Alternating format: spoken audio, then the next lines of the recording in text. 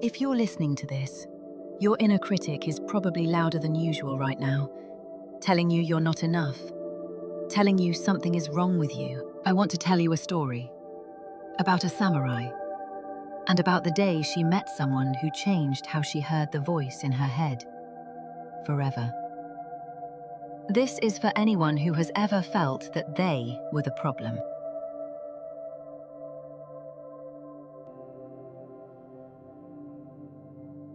Her name was Tsubaki. She had been a retainer of a fallen domain. The world she had trained for was over by the time she turned 20. She had walked the roads of late-Edo Japan ever since, alone, careful, carrying a single katana with a deep red cord wrapped around its hilt. She was 30 now. People who saw her on the road called her composed, steady.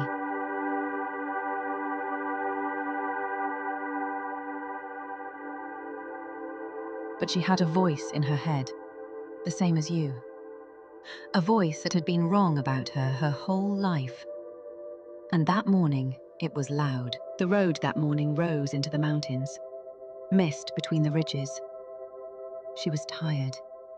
The voice had been at her since the first hour of light, sharper than usual, telling her she was not enough, that her stillness was a performance, that she was alone because she deserved to be. She walked anyway. By mid-morning, the road bent past a small wayside shrine, a wooden torii in disrepair, stone lanterns furred with moss. Tsubaki paused.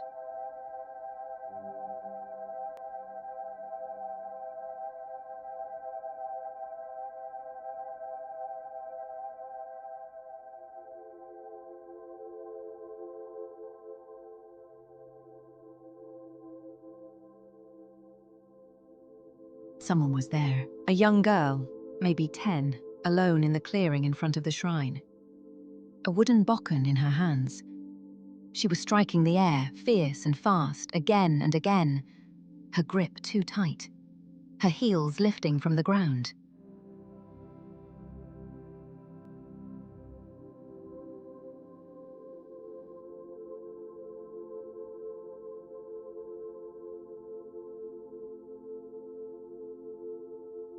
She was not practicing. She was punishing herself. Tsubaki stopped at the edge of the trees. She did not enter the clearing. She watched. The girl spoke to herself between strikes, quietly, but Tsubaki could hear. Wrong, wrong, useless. Why can't you just... She struck the air again, harder. Useless, useless. Why are you so weak? And again. Tsubaki had heard those words before, in her own voice.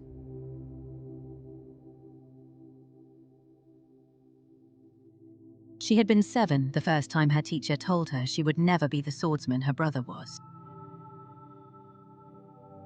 She had been 12 when she stopped believing she could be.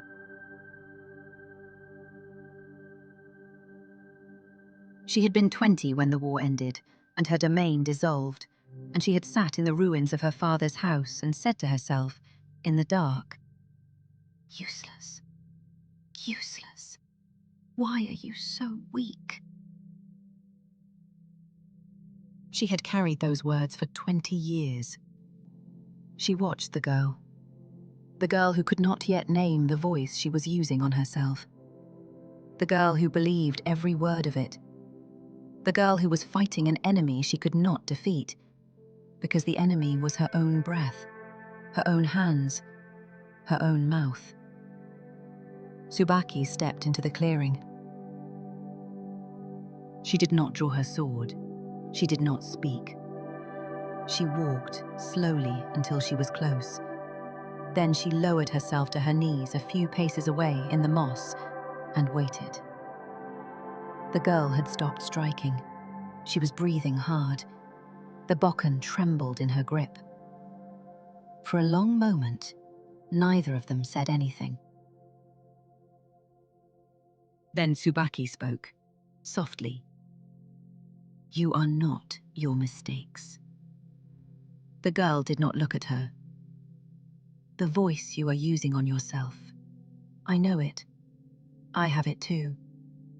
It tells you that you are weak, that you are wrong, that something is broken in you that cannot be fixed. She paused. The wind moved through the pines. That voice is not your enemy. It is afraid for you. It learned, somewhere, that being hard on you was the only way to keep you safe. The girl's grip loosened a little. It cannot be silenced. It cannot be defeated. It can only be answered. The way you would answer a child you love. That is what it is asking for. The girl set the bokken down. The wind moved through the trees. The pines breathed.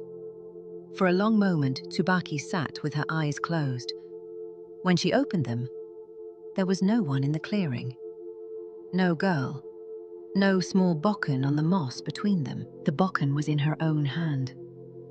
Her own hand, which she did not remember reaching for. She had been kneeling alone the whole time.